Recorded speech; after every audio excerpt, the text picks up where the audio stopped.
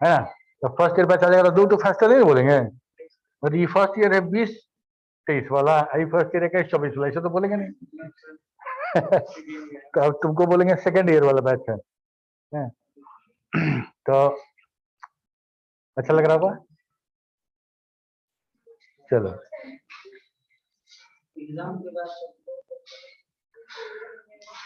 उम्मीद तो है कि एग्जाम होगा तुम्हारा। पिछले साल भी AKU प्रमोट किया था, लेकिन CPU एग्जाम दिया था आई थिंक। हाँ तो देखो जो जो होगा, अरे प्रिपेयर्ड रहो, ठीक है। एग्जामिनेशन जो है ना, वो पैमाना नहीं बनना चाहिए तुम्हारे नॉलेज का, ठीक है। नॉलेज टेस्ट तुम्हारा हर जगह होगा। मान लो किसी कारणवश यूनिवर्सिटी प्रमोट कर दी, तो इसका मतलब ये नहीं कि पढ़ाई नहीं करना है, वो टॉपिक छोड़ देना है ना। अब जब इन्फोसिस और विप्रो आएगी तो पूछेगी, तो ये तो नहीं बोल पाओगे कि एग्जाम नहीं था तो पढ़ भी नहीं किया डेटाबेस, ठीक है। तो तुमको तुम्हारा टारगेट, अल्टीमेट टारगेट वहां है ना। यूनिवर्सिटी जो है उसका एग्जाम, वो तुम्हारा टारगेट नहीं है। खैर, तो खैर वो सब समझने के लिए अब तुम एक साल आगे बढ़ गए हो, ये सब फर्स्ट ईयर को बताया जाता है। है ना? तो सेकेंड ईयर को ये सब थोड़ी बताया जाता है।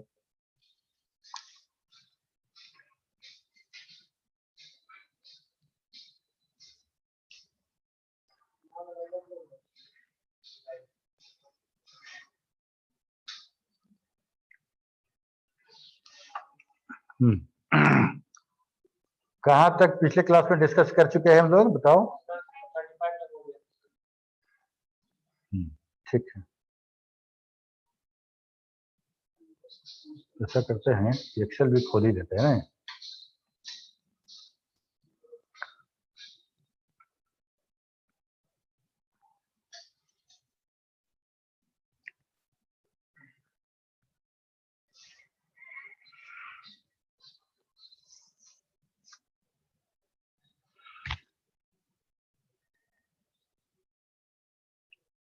एक्चुअली उल्टा लगा लिए।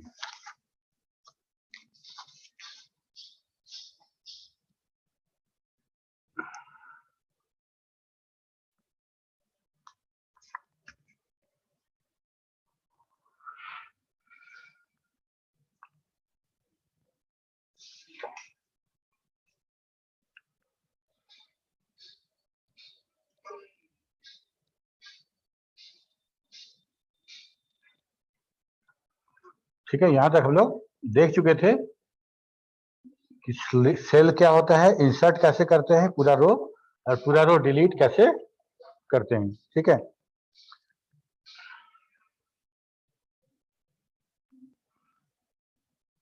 सेल का, पूरे रो का मतलब, हम जब हाइट बढ़ाएंगे या विड्थ बढ़ाएंगे तो पूरे रो का या पूरे कॉलम का बढ़ाएंगे, ठीक है। अब एक रो का जब भी हम बढ़ाएंगे तो पूरे रो का मेरा बढ़ जाएगा, ओके। अब ये बताओ कि मान लो कि हम एक कॉलम में कुछ डेटा लिख रहे हैं, ठीक है। एक कॉलम में कुछ डेटा लिख रहे हैं, कहीं छोटा कहीं बड़ा कहीं और बड़ा।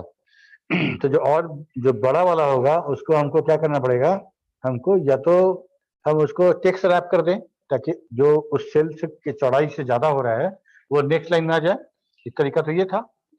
एक तरीका ये था कि हम उस पूरे कॉलम के विड्थ को इंक्रीज कर दें, पूरे कॉलम के विड्थ को इंक्रीज करें। वो कैसे कैसे कर सकते हैं, क्या क्या तरीका है, ठीक है। तो we cannot resize the cell of the structure independent to entire row and column where it resides. The row height and the column width. The row height of the row and the width of the column. Width can be set and from under the format menu the cell group of the home tab. Adjusting with the mouse. कैसे करेंगे, पहले तो adjusting with the mouse.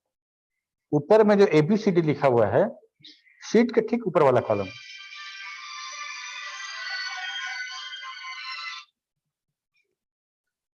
ठीक है।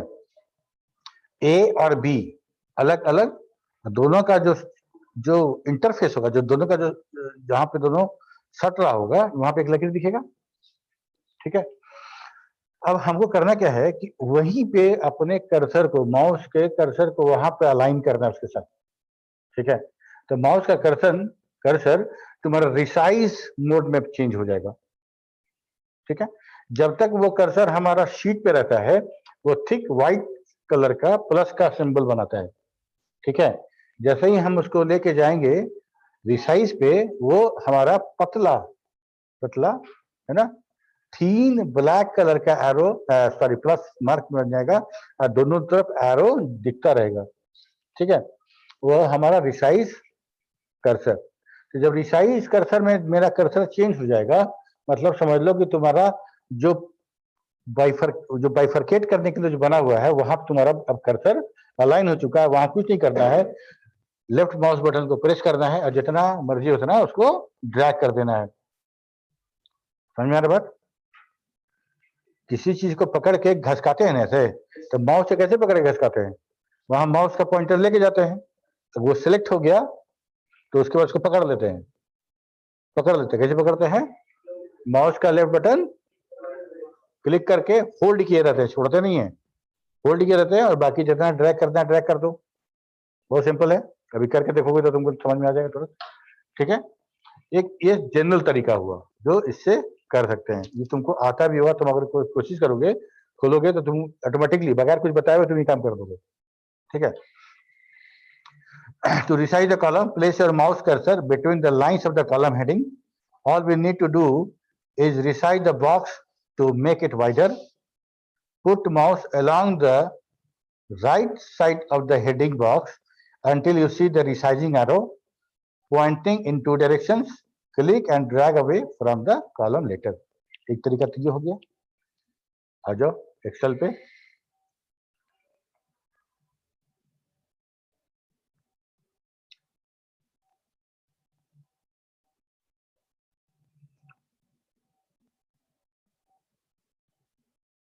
देखो ये मेरा thick white colour का प्लस सिंबल है ना, अभी हम घुमा रहे हैं, ये हमारा शीट है, शीट का सिंबल है। और जैसे ही हम आते हैं इस जगह पे, देखो ये हमारा जो ब्लैक कलर का जो बन गया पतला सा, ये दोनों तरफ एरो, ये हमारा क्या है ना, यहाँ पे देखो नहीं है, जैसे ही इस लाइन पे मिला वैसे ही बन गया, दोनों तरफ एरो है। ठीक है, ये हमारा रिसाइज कर्सर। ओके, कर क्या कर रहे थे, जैसे मान लो हम यहाँ पे कुछ लिख रहे हैं,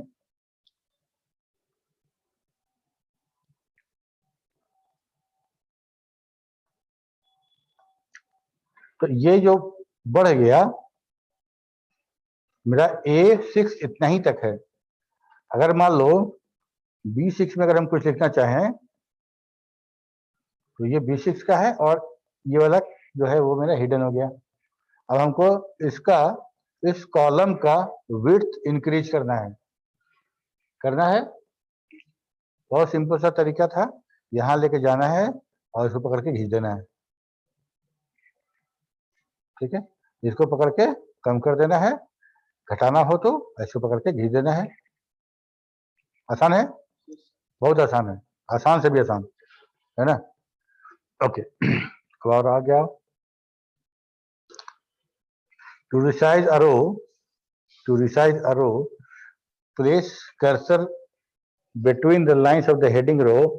We all need to resize the box to put mouse along the bottom side of the heading box until you see the resize button, point it to direction, click and drag. Okay, अब मान लो हमको wrap text किए। ठीक है, wrap text करेंगे तो क्या होगा, आगे वाला दूसरे लाइन में आ जाएगा, लेकिन क्या हमारे सेल का, क्या ये हमारा जो सेल है ये दो लाइन को अकोमोडेट कर सकता है क्या? मान लो इसी लाइन को हम और छोटा कर दे। ठीक है, कर दिए, और चूंकि मेरा जो टेक्स्ट छूट गया, जो टेक्स्ट इतना एक्स्ट्रा है उसको हम टेक्स्ट रैप कर देते हैं। ठीक है, टेक्स्ट रैप करने से क्या होगा तो बताओ, नीचे आ जाएगा। यहाँ रैप टेक्स्ट आ रहा है अलाइनमेंट वाले में, रैप टेक्स्ट करेंगे तो मेरा नीचे आ गया, तो नीचे आ गया तो ये अपने आप देखो अकोमोडेट कर लिया। कई बार होता है कि ये अपने आप को अकोमोडेट नहीं करता है, तो रैप टेक्स्ट होने के बाद दूसरा वाला लाइन छुप जाता है। उस कंडीशन में क्या होगा, इस रो का हाइट बढ़ाना पड़ेगा। इसका तरीका भी सेम टू सेम वही है। यहाँ पे हम कॉलम का हाइट बढ़ाते थे रिसाइज कर्सर से, यहाँ हम हाइट बढ़ाएंगे रिसाइज कर्सर से। ठीक है, यहाँ पे लेके आएंगे जहां दोनों का कनेक्शन जहां पे है, जो टच कर रहा है लाइन जो है, वहां पे लेके आएंगे, खुद ब खुद रिसाइज बन जाएगा और वहां हम उसको पकड़ के ड्रैग कर देना है। क्लियर है? Okay, control Z. ठीक है, तो हम यहाँ से हम क्या किए कि कॉलम का विड्थ बढ़ाए और यहाँ से रो का हाइट बढ़ाए। ओके, एक सबसे आसान तरीका जो हम लोग यूज करेंगे, बहुत फ्रिक्वेंटली यूज करते हैं,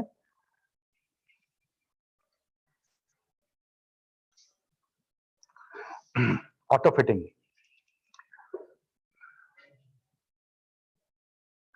Auto fitting, we can use the option found in the format menu, that is for home tab, cell group and format, or place your mouse cursor between the headings with the two arrow to help resize and double click.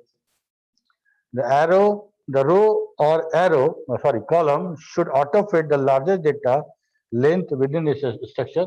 क्या कह रहे हैं कि अभी हम लोग जो बड़ा डेटा डाले हैं वहां पे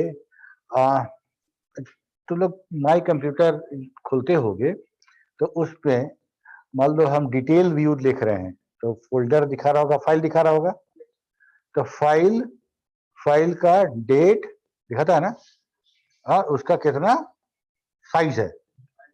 ओके, क्या कभी कोशिश की हो क्या कि उसके हेडर पे क्लिक करें या डबल क्लिक करें? नहीं किए हो, नहीं किए। मान लो कोई फाइल का नाम बहुत बड़ा है, कोई बहुत बड़ा, हम डीबीएमएस या पे डेटाबेस मैनेजमेंट सिस्टम लिख दें, ठीक है, तो हम जब खोलेंगे उसको तो पूरा डेटाबेस मैनेजमेंट सिस्टम हो सकता है ना दिख रहा हो, छोटा सा फाइल दिखेगा।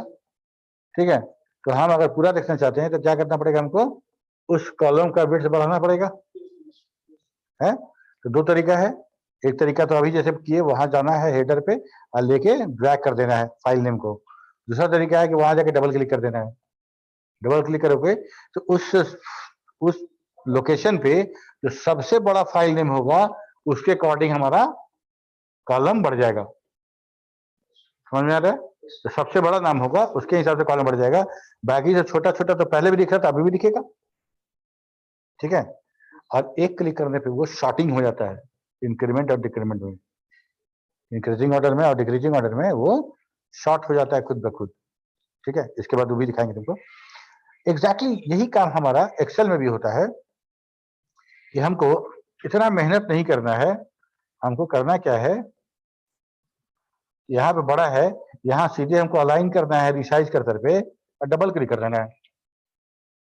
ठीक है, क्या करना है देखो फिर से एक बार, यहाँ पे हमको इसको बड़ा करना था, यहाँ जाना है और डबल क्लिक कर देना है। ठीक है,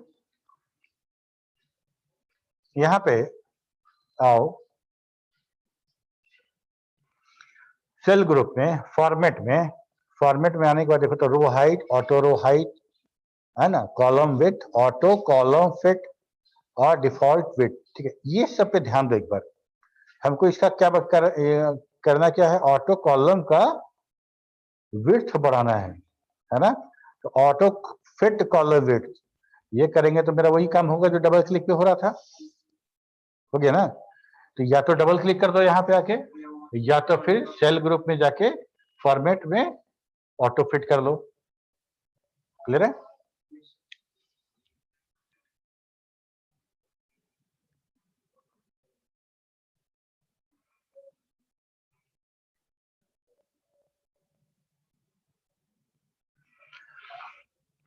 फिल हैंडल, फिल हैंडल क्या है कि एक्सेल में एक बहुत जबरदस्त चीज दिया गया है, पहले हम करके दिखाते हैं, फिर और डिटेल पढ़ेंगे। इसको डिलीट कर देते हैं, यहाँ हम लिखते हैं हेलो, ध्यान देना हेलो।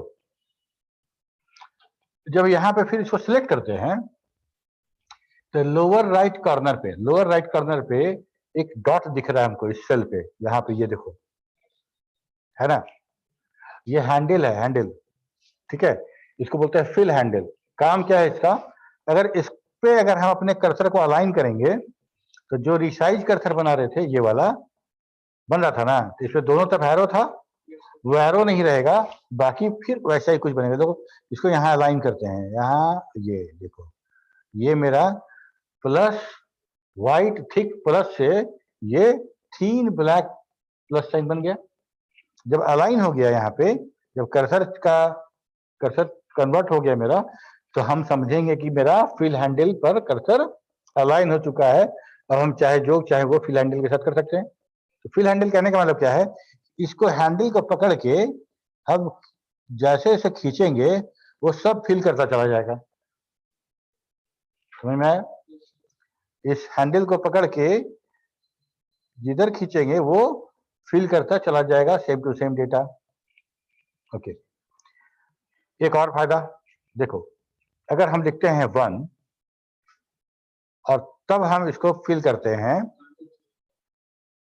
और हम 2 बार देते हैं 1 and 2 और ये दोनों को सेलेक्ट करते हैं तब फिल करते हैं, ठीक है। तो ये क्या करेगा, ये जब एक डेटा दिए थे तब तो एक ही डेटा था, उसको कॉपी करना था, copy paste copy paste copy paste. लेकिन अगर मान लो हम 2 डेटा दे रहे हैं 1 और 2 और तब बोलेंगे फिल करने के लिए, तो क्या फिल करेगा बताओ? हाँ, करता क्या है कि 1 और 2 को जब हम सिलेक्ट करते हैं और तब फिल हैंडल पकड़ते हैं तो एक्सेल 1 और 2 दोनों को कंपेयर करके दोनों का डिफरेंस देखता है और अकॉर्डिंगली वो इंक्रीज करना शुरू करता है, ठीक है। तो 1 + 1 2 था, ठीक है, तो अगला वाला 1 बढ़ेगा 3 होगा, तो एक सीरीज ये प्रिंट करता है, सीरीज। हाँ, लेकिन ये सीरीज में एक बात का ध्यान रखना है कि मान लो हम लिखते हैं 1 के बाद लिख देते हैं 3 लिख दिए, 1 और 3, अब इसको फिर फिल हैंडल करते हैं, ठीक है। तो 1 3 5 7 9, बहुत बढ़िया। तब क्या होगा, जब इसमें सिंपल गुना, सिंपल जोड़ और घटाव से हट के अगर सीरीज बनाने की कोशिश करते हैं, ठीक है, जैसे मान लो हम 1 का स्क्वायर 2 का स्क्वायर 3 का स्क्वायर ऐसा बनाएंगे तो क्या होगा। तो एक्सेल के साथ ये लिमिटेशन है, ये जब सीरीज फॉर्म करेगा नंबर पे तो वो सिंपल अर्थमेटिक मतलब प्लस और माइनस से ही कर सकता है। अगर मान लो हम 1 का स्क्वायर 1 होगा, 2 का स्क्वायर 4 होगा, 1 और 4, कोई भी दुनिया का कितना भी बड़ा गणितज्ञ हो, 1 और 4 ये 2 नंबर को देख के तीसरे नंबर का अंदाजा नहीं लगा सकता। जब तक एक सीरीज में 4-5 नंबर नहीं हो तब तक अंदाजा लगाना मुश्किल है, ठीक है। तो लेकिन मान लो हम मान लो एक काम करते हैं, इसको पहले ड्रैग करके देखते हैं फिल हैंडल, ये फिल हैंडल, तो ये क्या किया कि 1 का डिफरेंस निकाला और वो डिफरेंस निकाल के सीरीज बना दिया। चलो एक काम करते हैं, इसका कंफ्यूजन दूर कर देते हैं। 1 का स्क्वायर 1, 2 का स्क्वायर 4 और 3 का स्क्वायर 9। अब देखते हैं एक्सेल साहब को क्या समझ में आता है। बेचारा फुल कंफ्यूज, पूरी तरह कंफ्यूज हो गया, ठीक है। तो फिर हमारा क्या करेगा, 1 है तो कॉपी पेस्ट, और नंबर है अगर सीरीज आप दे रहे हैं तो पूरा सीरीज प्रिंट करेगा। और देखो यहां लिखते हैं हम संडे, संडे को अगर हम ड्रैग करेंगे तो क्या करेगा, पूरा सीरीज प्रिंट कर देगा। उसको पता है संडे के बाद मंडे होता है, मंडे, ठीक है। ठीक उसी तरह से अगर यहाँ पे मंथ लिखते हैं जैन,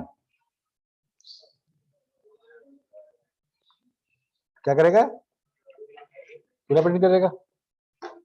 अब सवाल ये है कि हमको इस रो में सिर्फ संडे प्रिंट करना है तो कैसे करें, और फिल हैंडल से करना है।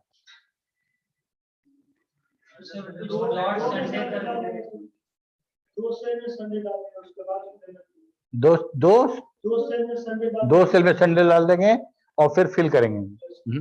तो बता,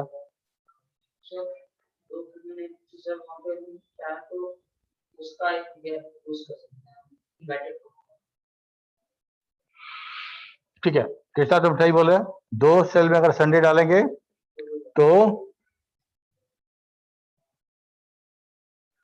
दो सेल में संडे डालेंगे और दोनों को सेलेक्ट कर लेंगे, ठीक है, तो दोनों को सेलेक्ट कर देंगे तब सीरीज फॉर्म नहीं होगा, सीरीज फॉर्म नहीं होगा, ये आराम से संडे ही रहेगा, ठीक है बिल्कुल। हाँ अच्छा एक मिनट, हम एक बार रोहित वाला भी चेक कर ले, चेक कर लेते हैं शायद हो जाए। मान लो हम डबल कोट्स में डालते हैं संडे, है ना,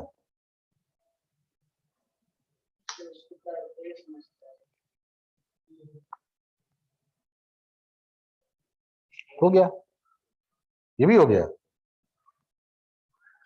ठीक है, लेकिन डबल कोट्स में संडे लिखा हुआ है, ये थोड़ा सा अनवाइंग है।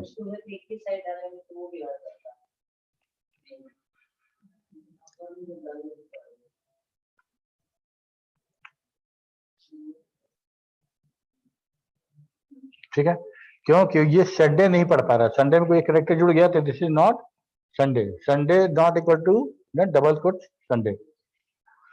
ओके तो सबसे अच्छा तरीका यही है कि हम सेल में डबल कोट्स के साथ तो लिखते नहीं है, अगर हमको जनवरी पूरा लिखना है या संडे मंडे पूरा लिखना है तो सबसे आसान है दो सेल में लिखिए, दोनों को सेलेक्ट कीजिए और फिल हैंडल, ठीक है, इतना ही नहीं, हम फिल हैंडल को जो पकड़ के ड्रैग कर रहे हैं हम डबल क्लिक भी कर सकते हैं, जहां तक मेरा बना हुआ रहेगा वहां तक, जैसे मान लो इसको हम करते हैं यहाँ पे और हेलो, और यहाँ पे आओ और डबल क्लिक कर दो,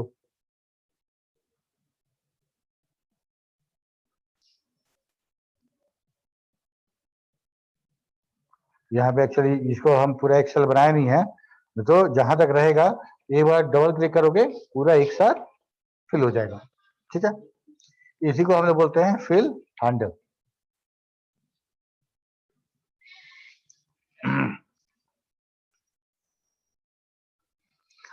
The fill handle is in the bottom right corner of the selected cell. Bottom right corner मतलब वही हम जो बताया तुमको। When we place our cursor over this handle, it changes from a thick white cross to a thin black cross. Once we see the thin cross with no arrow also, we can click and drag the cell to fill its content in a single direction, up, down, or left or right. When we use the fill handle to pull down a single number or plain text, it will copy the data. But when we use the fill handle to pull down a text with a number, जैसे week number 1, week number 2, ठीक है, दोनों को साथ में select करो और drag करो तो क्या होगा, सीरीज बनेगा कि नहीं बनेगा,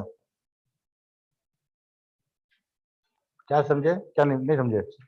मान लो हम कुछ टेक्स्ट के साथ नंबर यूज कर रहे हैं, वीक 1, वीक 2, वीक 3, ऐसा करके हमको बनाना है, ठीक है, तो वीक 1 लिखे वीक 2 लिखे, दोनों को सिलेक्ट किए फिल हैंडल से खींच दिए तो क्या बनेगा, बनते जाएगा सर सीरीज में सर, बनता जाएगा, ठीक है, टेक्स्ट कॉपी होता जाएगा, नंबर सीरीज बनता जाएगा, ठीक है। Once we see, okay, यहाँ देखो,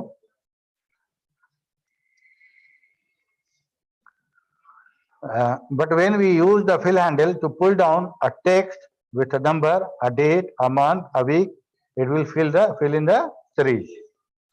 When we select two or more numbers or date and then use the fill handle, Excel will fill it in the series following the original pattern of the selected cell.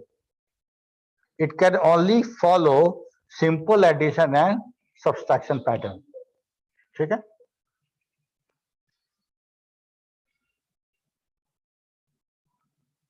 यही है fill handle, और हम जैसे text है, ठीक है, 1 2 3 है, exam है, जैसे ये वाला जो दोनों चीज समझ रहे हो खाली कॉपी पेस्ट हो रहा है, एग्जाम 1 एग्जाम 2 एग्जाम, ये टेक्स्ट कॉपी हो जाएगा, नंबर जो है हमारा वो चेंज हो जाएगा, ये डेट है हमारा, ये मंथ हो गया और ये वीकडेज हो गया, ठीक है, ये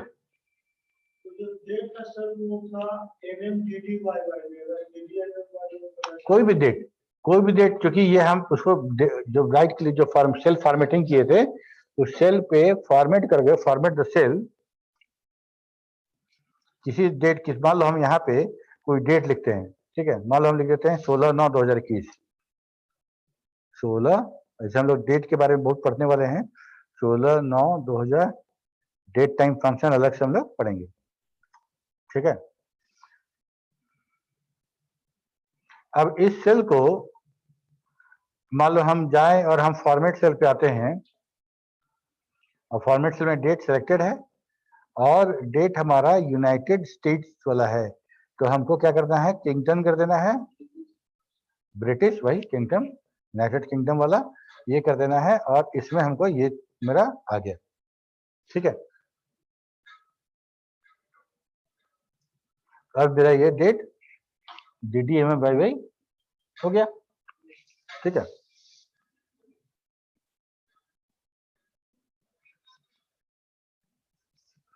यहाँ पे सारा डेट का फॉर्मेट दे रहा है किस तरह का करना है। अगर मान लो हमको सिर्फ सिंपल वाले में रखना है, स्मॉल वर्जन में, या फिर बड़े वाले में करना है, तो बड़ा वाला में जब हम लोग करते हैं तो मंथ का हम लोग लिखते हैं DD, 3 बार M लिखते हैं, M, ठीक है। 3 बार M लिखने का मतलब ये होता है कि मंथ हमको डिजिट्स में ना दिखा के स्ट्रिंग में दिखाया जाए, ठीक है। तो मान लो इसी डेट को हम ऐसा सेलेक्ट कर लेते हैं, ये वाला, तो क्या होगा, ये हमारा डेट पूरा चेंज हो जाएगा। ये क्यों आ गया था, इसीलिए कि डेटा सेल, डेटा के हिसाब से सेल का जो विड्थ है वो कम है, तो आधा डेटा नहीं दिखेगा। आधा डेटा दिखने से पूरा इंफॉर्मेशन नहीं मिलेगा, ताकि ये तो छुप जाएगा। उस कंडीशन में दिखाने के लिए कि नहीं, इस डेटा में कुछ और पोर्शन है जो आप वो अकोमोडेट नहीं हो रहा है, तो हम क्या करेंगे, इसको या तो डबल क्लिक कर देंगे या तो फिर इसको ड्रैग कर लेंगे। तो ये देखो 16 सितंबर 2021 आ गया, ठीक है। इसको अगर मान लो हम ड्रैग करें तो क्या होगा, फिल हैंडल से ये हमारा अकॉर्डिंगली बढ़ जाएगा। और सर, हाँ, जैसे सर 16 सितंबर के, जैसे मतलब सर 30 हो गया, तो उसके बाद अगर फिर एक आएगा तो फिर सितंबर के बाद अक्टूबर आ जाएगा सर। अरे हाँ, तो इसमें क्या, तो सही बात है, आएगा नहीं। तुमको क्या लगता है कि एक्सेल को बुद्धि कम है? देखो देखो 30 सितंबर के 1 अक्टूबर आया ना, नहीं पूछ रहा था यहाँ पे कि सितंबर के बाद ड्रैग करेंगे तो अपने आप अक्टूबर हो जाएगा नहीं हो जाएगा, और ऐसा कि नहीं कि 31-32 सितंबर दिखाना शुरू कर देगा, है ना। 31-32-33 सितंबर नहीं होगा, वो डेट के हिसाब से सितंबर खुद ब खुद कन्वर्ट हो जाएगा अक्टूबर में। हाँ, अब बोलो तुम क्या बोल रहे हो?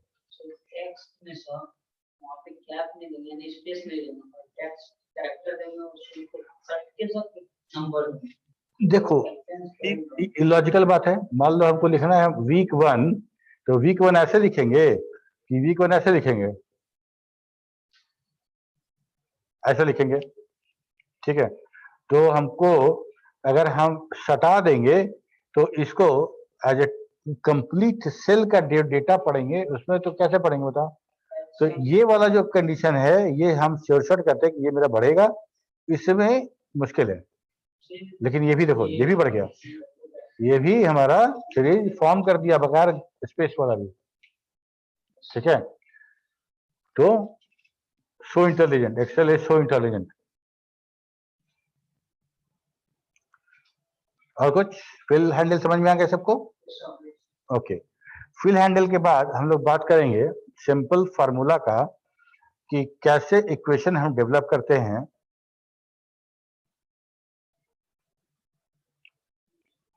तो building an equation, we can directly type in value but the data stays constant। अब ये बताओ, सी कौन कौन पढ़ा तुम लोगों में से? कोई प्रोग्रामिंग पढ़े हो ना? गुड। हमको अगर सिंपल 2 नंबर लेना है और उसको ऐड करना है, ठीक है, तो हम 2 काम कर सकते हैं, दोनों काम में अंतर बताना तुम लोग। एक तो काम ऐसा करते हैं कि सीधे लिखते हैं printf 4+3, मतलब 4 और 3 जोड़ के दे दिए। एक दूसरा तरीका था जिसमें हम 2 वेरिएबल बनाए, दोनों वेरिएबल में 4 और 3 रखे और उस वेरिएबल को ऐड किए। क्या अंतर है दोनों में?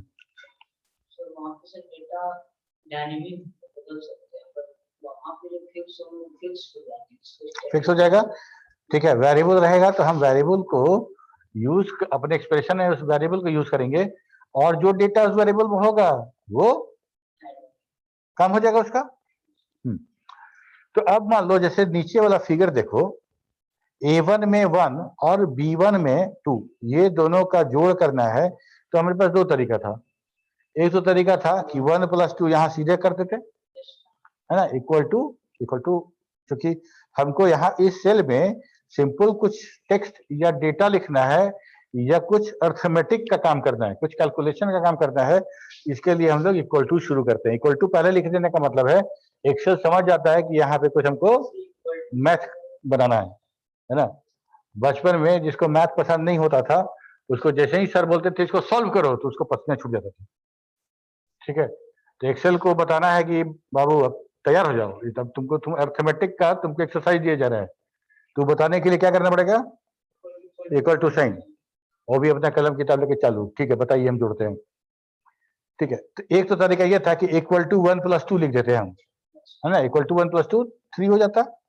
लेकिन उस 3 के बाद A1 का या B1 का वैल्यू हम चेंज करते तो क्या वैल्यू चेंज होता है यहाँ पे, होता? वो तो एक, उसको क्या मतलब कि A1 में क्या है या B1 में क्या है, आप तो 1 और 2 जोड़ने के लिए बोले थे, जोड़ दिया।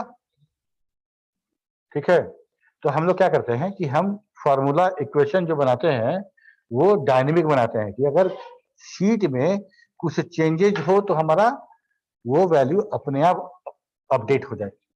ठीक है, तो क्या करेंगे कि इसको just like variable, just behave this cell number as a variable.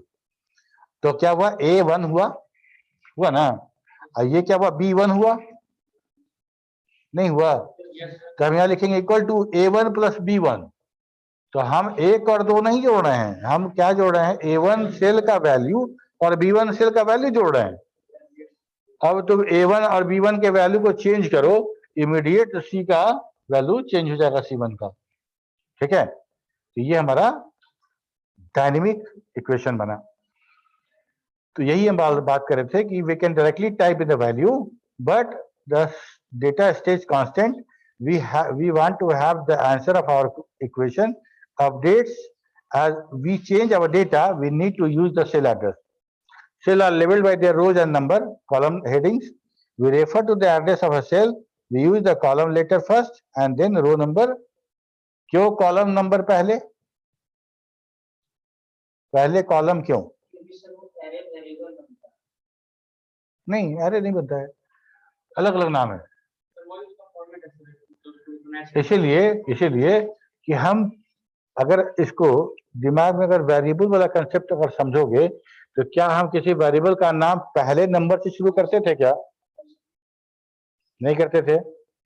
ठीक है, ठीक उसी तरह से इंटरनली ये भी वेरिएबल के जैसा ही यूज होता है, इसलिए इसका जब भी नाम होगा तो that must should be start with the alphabet.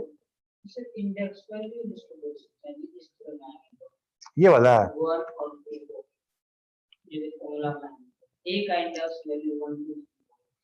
देखो इंडेक्स वाला कंसेप्ट यहाँ नहीं है। इंटरनली ये कैसे करता है ये माइक्रोसॉफ्ट ने रिवील नहीं किया है। ठीक है, अगर हम ये कहें कि सबका नाम अलग अलग रखा गया जान के, A1 है, A2 है, A3 है, अलग अलग है। ठीक, क्यों, इसके पीछे क्या तर्क है, देखो अगर इंडेक्स का बात होता तो हम बहुत सारा ऐसा इक्वेशन लिखते हैं जिसमें इंडेक्स के बगैर सिर्फ as a individual cell address लिखते हैं, उसमें सिर्फ इंडिविजुअल लिखते हैं। इसीलिए ये इंडेक्स वाला ना मान के हम लोग सीधे सीधे इसको मानेंगे अलग अलग सेल। नहीं, हम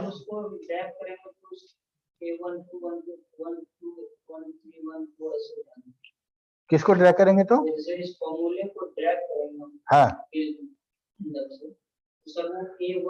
बता रहे हैं, वो अभी हम लोग रेफरेंस पे पढ़ेंगे उस चीज को, है ना, वो रेफरेंस पे वो अलग से एक्सेल के तरफ से वो फैसिलिटी दी गई है कि अगर मान लो हम किसी शीट पे, किसी वर्कशीट पे काम कर रहे हैं और किसी रो में कुछ फार्मूला लगाए, किसी रो में कुछ फार्मूला लगाए और यही फार्मूला हमको पूरे शीट में चाहिए। जैसे जैसे physics plus chemistry plus math जोड़ेंगे तो टोटल आएगा, है ना। तो रोल नंबर 1 का टोटल कर दिए, रोल नंबर 2 का भी किए, रोल नंबर 3 का किए, ऐसे ऐसे रोल नंबर 60 का भी करना है। वो फार्मूला सब जगह लिखना पड़ेगा क्या? लेकिन उस फार्मूला में तो तुम A1 plus B1 plus C1 लिखे हो, physics plus chemistry plus math. अगर उसको ड्रैग कर देंगे तो वही फार्मूला कॉपी हो जाएगा, तो रोल नंबर बनेगा ना, टोटल हो जाएगा। तो होता क्या है कि हम लोग रेफरेंस पढ़ेंगे, रिलेटिव एब्सोल्यूट रेफरेंस, उसमें ये फैसिलिटी दी गई है कि अगर किसी फार्मूला को अगर ड्रैग करते हैं आप, तो वो जैसे जैसे रो बढ़ेगा, जैसे जैसे रो बढ़ेगा, वो रिलेटिव में वो अपने आप बढ़ता चला जाएगा, खुद ब खुद वो चेंज कर लेगा, इंक्रीमेंट करा लेगा उसके एड्रेस को, रो नंबर को। ठीक है, यहाँ ये बात समझ में आ गई सबको?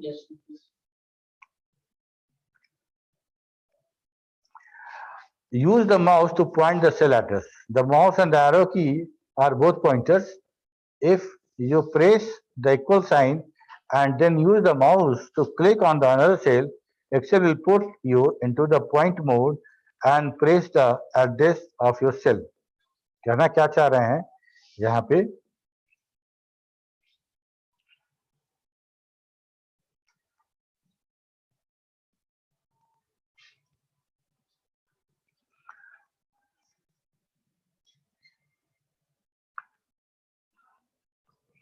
मान लो हम यहाँ पे लिखते हैं कुछ डेटा 45, यहाँ पे लिखते हैं 65, 45, और यहाँ पे हमको टोटल निकालना है तीनों का। यहाँ पे तीनों का टोटल निकालना है, तो सबसे पहले इक्वल टू साइन, इसके बाद C12, good, C12 plus D12 plus E12 plus E12, बहुत बढ़िया, प्लस आ गया? F12। ठीक है, अब ये तो ये तरीका हो गया। इस तरीका में इसको डिलीट करते हैं, अब फिर लिखते हैं equal to sign, equal to sign के बाद हम इस सेल पे क्लिक करते हैं ओनली। ठीक है, इक्वल टू साइन जैसा तुम लिख दोगे तो ये पॉइंट मोड में आ जाएगा, तो उसके बाद तुमको सेल क्लिक करने देगा, खाली प्लस साइन हमको लिखना है, फिर इसको क्लिक कर दो, फिर प्लस साइन दे दो, फिर इसको क्लिक कर दो। बहुत बढ़िया, इंटर करो, आ गया 147। ठीक है,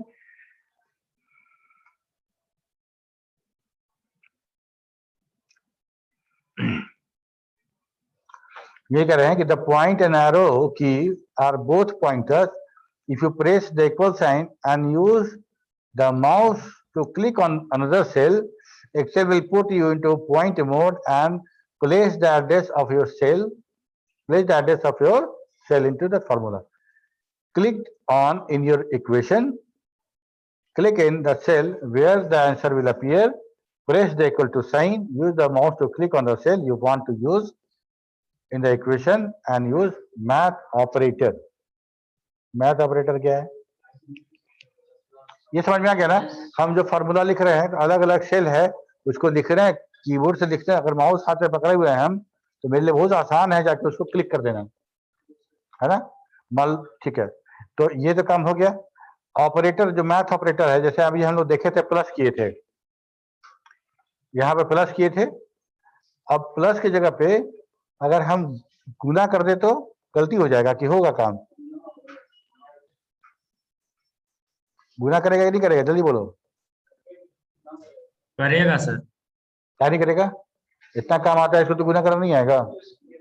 आएगा, गुना भी करेगा। ठीक है, तो ये है मेरा ऑपरेटर। ऑपरेटर ऑपरेंड, ये कंसेप्ट क्लियर है? कैसे डिफाइन करोगे ऑपरेटर ऑपरेंड, राज? सर ऑपरेंड हो गया सर, जैसे ए बी सी ऑपरेंड हो गया, और ऑपरेटर में सर प्लस माइनस। हाँ बिल्कुल, ठीक है। जो सिंबल है, अर्थमेटिक जो सिंबल है, वही मेरा ऑपरेटर है ना। और उस ऑपरेटर मतलब किसी मशीन का ऑपरेटर क्या करता है, उस मशीन को यूज करता है ना, उसी मशीन। तो ऑपरेटर हमारा क्या था कि अपने बाएं और दाएं वाले जो ऑपरेंड है उसको वो ऑपरेट करता है। प्लस का काम है उसको जोड़ देना, माइनस का काम है उसको घटा देना, गुना, ठीक है, ये काम करने का। ओके, तो ये हो गया।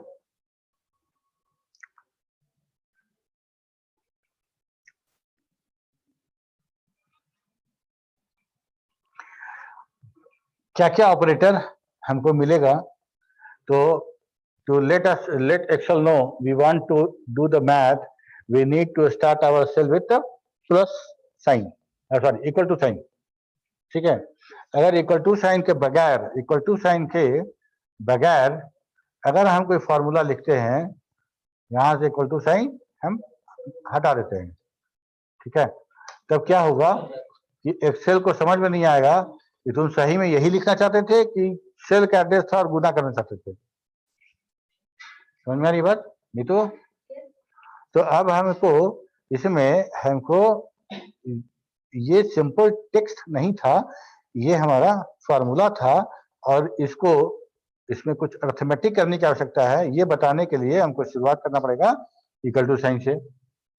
ये हो गया। इसके बाद जो था कि क्या क्या साइन मेरे पास अवेलेबल है, तो प्लस साइन है एडिशन के लिए, सब्सट्रैक्शन है, हाइफन माइनस साइन है, ठीक है, मल्टीप्लिकेशन साइन है, एस्टेरिस्क, डिवीजन है, स्लैश, और एक्सपोनेंट है। ये कैरेट साइन, इसको कैरेट बोलते हैं, ये कैरेट बोलते हैं और इसको पावर के लिए यूज करते हैं। फॉक्सट्रॉट में भी था ना, हाँ, इसको पावर के लिए यूज करते हैं। ठीक है, तो कैसे लिखेंगे देखो, ये सारा का सारा हमारा बाइनरी, सारा का सारा बाइनरी ऑपरेटर, ये जितना है सब 2 ऑपरेंड लगेगा बाइनरी ऑपरेटर। तो 5 कैरेट 2 मतलब 5 to the power 2, 5 5 जा 25, ये इतना सारा हम जोड़ घटा गुना भाग और एक पावर, इतना मिलेगा हमको यूज करने के लिए। ठीक है, टाइम है कि खत्म हो गया? ओके,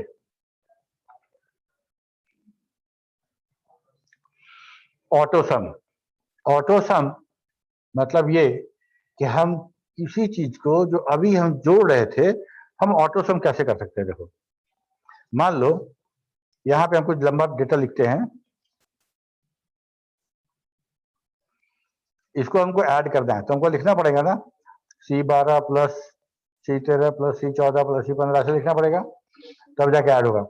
और हम फटाफट ऐड करना चाहते हैं, तो हम क्या बताए थे तुमको, किसी नंबर को तुम सिलेक्ट करोगे तो सिलेक्ट का एवरेज, काउंट और सम मेरे टास्क के बारे में दिखाता है, दिखता है, लेकिन हम उसको यूज नहीं कर सकते हैं, हम सिर्फ देख सकते हैं। यहाँ पे राइट साइड में एडिटिंग, होम टैग में एडिटिंग सेक्शन में एक सिग्मा का साइन दिखेगा तुमको, ये दिस इज ऑटोसम। ऑटोसम में जैसे ही क्लिक करोगे, नेक्स्ट सेल में ये सबका सम करके रख देता है। ठीक है, ये ऑटोसम। अगर मान लो इसको हम क्लिक करते हैं, तब हमको यहाँ पे फंक्शन कॉल दिखता है, हमको फंक्शन कॉल दिखता है। सेम काम हम फंक्शन की तरह ये फंक्शन लिख के हम भी ये काम कर सकते थे, तभी सम होता, प्लस करते तभी सम होता। ऑटो सम कहने का मतलब है कि आप इसको सिलेक्ट करने के बाद कोई फॉर्मूला नहीं लिखना है, यहाँ क्लिक करना है और ऑटो सम हो जाएगा। ठीक है, ये ऑटो सम है। We can build equation to do math on a large number of cells, but there are a function built in the Excel.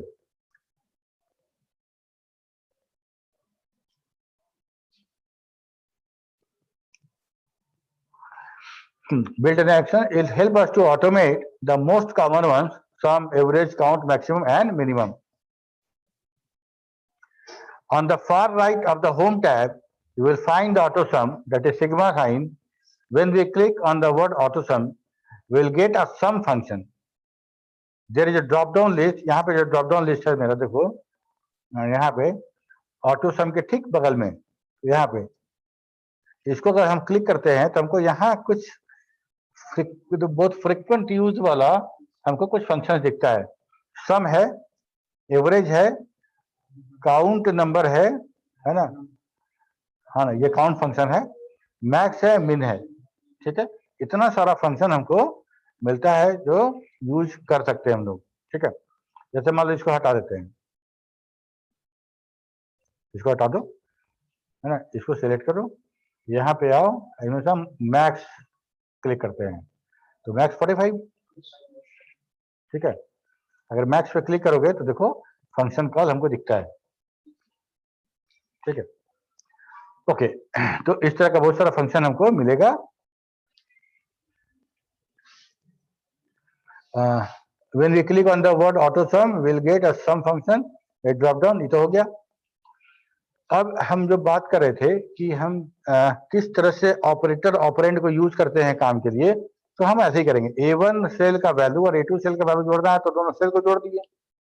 C4 cell में से C4 सेल के वैल्यू से 3 घटाना है, -3 करना है, तो ऐसे करेंगे। E7 सेल में J7 J4 के वैल्यू से डिवाइड करना है, तो ऐसे करेंगे। बहुत आसान है, ठीक है, बहुत आसान है। सेल को दिमाग में सेल को कंसीडर करो, ऐसा बोल रहे हैं ऐसा नहीं है, सेल को कंसीडर कर लो कि ये वेरिएबल है, बहुत आसान हो जाएगा समझना। सेल गुना सेल मतलब दोनों का वैल्यू गुना, ठीक है। ओके, अगले क्लास में हम लोग बात करेंगे कॉम्प्लेक्स फार्मूला के बारे में। अभी तक तो जो हम बात किए ये सिंपल फार्मूला था, है ना। दोनों सेल 2 या 3 सेल को जोड़ दिए और हम काम कर दिए, that was a simple formula. Complex formula के बारे में बात करेंगे, उस पर कुछ एक्सरसाइज करेंगे, उसके बाद फिर हम लोग फंक्शंस की बात करेंगे। फंक्शन क्या क्या फंक्शन है, और उसके बाद फिर जैसे हम लोग फॉक्सपुर में हम लोग का फंक्शन है क्लास चला था लंबा चौड़ा, है ना, ठीक बात है। फंक्शन बहुत सारा फंक्शन है यहाँ पे, और बहुत कुछ तुमको डेटाबेस पे जैसे हम लोग करते थे राज square T select square T from dual, ठीक है, तो हमको वहां पे पूरा स्टेटमेंट लिखना पड़ता था, और फॉक्सपुर में ये फंक्शन ऐसे ही हम लोग यूज करते थे। तो हम लोग यहाँ पे बिल्कुल वैसे ही फंक्शन यूज करेंगे जैसे हम फॉक्सपुर में करते थे। ओके, चलो फिर आज के लिए इतना ही। अगर कुछ पूछना है तो पूछो, आज जो पढ़ा है उसके बारे में कुछ पूछना है। जैसे वो क्या बोलते हैं रॉ में जो आप नंबर मतलब पुट किए हैं मैंने सारी रो में सर जैसे 345 67 आप को ऐड किए, तो ऐसे हम नीचे में और सारे कोई रॉ में क्लिक करके इसको ड्रैग करेंगे तो सबका तो सब होगा। एक मिनट, हाँ अब बताओ तो। तो जैसे पहला रो में सर आप 345 67 और 45, हाँ। वैसे सेकंड रो में हम कोई वैल्यू दे देते हैं, उसका वहां ऊपर ड्रैग करेंगे तो वो सब होगा। हाँ, अब क्या करें हम? सर वो ड्रैग करेंगे तो सर वो ऐड हो जाएगा, ये दोनों, वो पूरा टोटल ड्रॉ को ऐड करना है, ये और ये, 4590 और ये मतलब ये जोड़ के यहाँ आएगा और ये जोड़ के यहाँ आएगा, मतलब दोनों को जोड़ना है आपस में। इस सेट मतलब इस सेट इसका भेजना है राइट साइड में। बात मत करो, मतलब एक मिनट, तुम चाह रहे हो कि बी कॉलम का डेटा और सी कॉलम का डेटा दोनों आपस में ऐड हो जाए, यही ना हो जाएगा। लेकिन ऐसा नहीं होगा, क्योंकि हम जब लिखते हैं, हम जब वो क्या कहते हैं कि हम जब एड्रेस लिखते हैं, सीरीज लिखेंगे, रेंज लिखेंगे, तो कैसे लिखेंगे? B12 से लेके B15 तक, B12 से B15 तक बहुत सारा तरीका है। इसको जोड़ दो, जोड़ के यहाँ ले आओ, इसको जोड़ दो, जोड़ के यहाँ ले आओ, इस दोनों को जोड़ दो, यहाँ ले आओ, ठीक है। ओके।